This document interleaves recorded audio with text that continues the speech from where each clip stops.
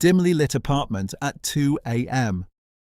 A tired person stares at their phone, scrolling past the credit card app. The screen shows a balance of $4,872 and a statement due date tomorrow.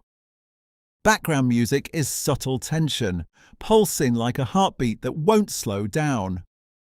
Cut to a newspaper headline from 2008. Credit card debt hits record as crisis hits. Then quick cuts of people ignoring bills, skipping dinners, staring at empty wallets. You think you're just handling a little debt, a few thousand on your card, nothing major. But the system is built for one thing only: to extract more money from you than the original purchase cost, for years, even if you pay every month, even if you never touch the card again. Right now, in 2026, Americans carry over $1 trillion in credit card debt. Total outstanding, $1.35 trillion. Average per person who carries a balance, $7,321. And the average interest rate, 21%. Some cards push 25, 28, even 30%. That's not a loan, that's a tax.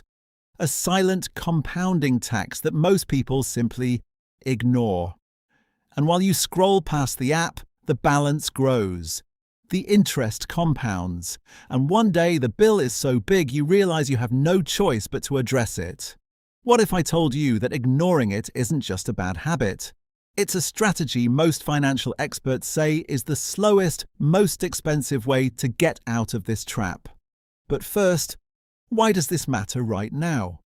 Because the numbers have never been this stark. Post-pandemic, inflation hit hard. Interest rates stayed elevated longer than anyone expected. Credit card usage exploded during the rise in costs. And today, the average American household carries about $11,000 in credit card debt alone. More than student loans in many cases, more than car loans in some.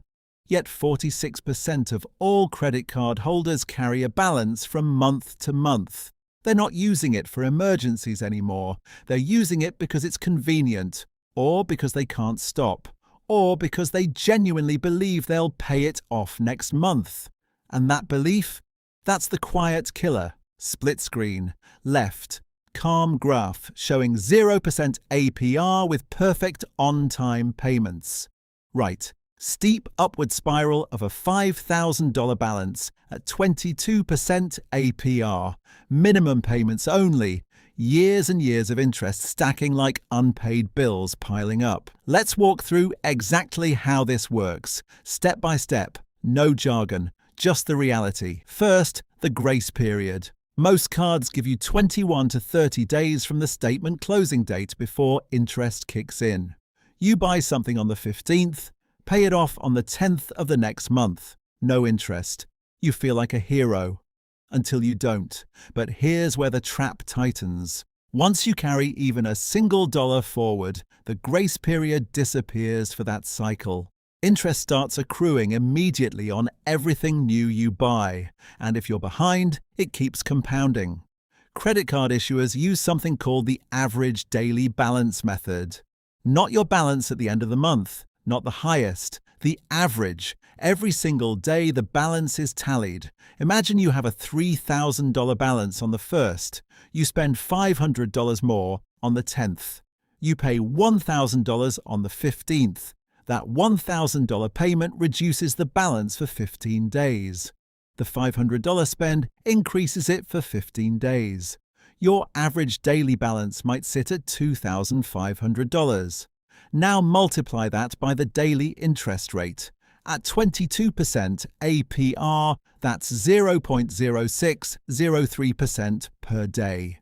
$2,500 times 0.0603% is about $1.51 interest for that day. Over 30 days, you're looking at roughly $45 on $3,000. That's 1 month's interest on top of the principal. And here's the part that breaks most people's brains. Credit cards compound daily, not once a year, every single day. The interest added on day 1 starts earning interest on day 2. It snowballs. Let's run a simple example most people never see. You have a $5,000 balance, a PR 22%. You make only the minimum payment every month, which is usually 2 to 3% of the balance. After 1 year, you owe about $5,800, more than $800 in interest. But wait, if you keep doing that, after 5 years, $6,800, after 10 years, over $8,500, after 20 years, $12,400. And that's just the balance growing. You still owe the original $5,000. The rest is interest you never planned to pay. Now add late fees, $29 to $40 each, and suddenly the snowball accelerates even faster. This is why financial planners call minimum payments the minimum interest strategy. It's not minimum payments, it's the slowest way to pay off debt. It guarantees you'll pay far more in interest than the original amount borrowed. But the story gets darker, because when you ignore the warning notices, the reality compounds even more cruelly. Animated credit score dropping from 750 to 620 in slow motion. Red flags popping up. Most people never see it coming, but credit bureaus do. Every time a payment posts late, a collection notice, a judgment, the score tanks. Your credit card limit might drop to $500.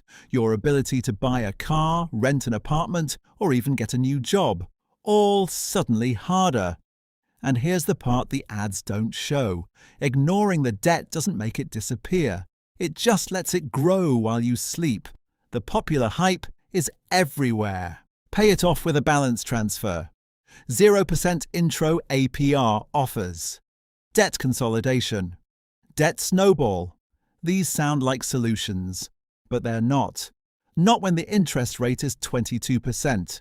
A balance transfer card might offer 0% for 12 to 21 months, but the transfer fee is 3 to 5%. If your $5,000 transfer costs $250 in fees, you just spent $250 to delay the real problem. After the promo ends, you're back at 22%. Faster than before. Debt consolidation loans, often 10 to 15%. Still a fortune compared to 22%, and you have to qualify. Most people who carry high credit card debt don't. And the debt snowball, great for motivation, useless for math. The $3,000 card at 22% gets paid off first. The $500 card at 18% gets paid off last. But by then, the $3,000 has added hundreds of dollars in interest you could have avoided. The hype sells hope. The reality sells compounding. Split screen again. Left. Cheerful infographic of zero debt with smiling people. Right. Same people, but now in a dark room, staring at massive debt avalanche, older and poorer. Let's contrast the two paths most clearly.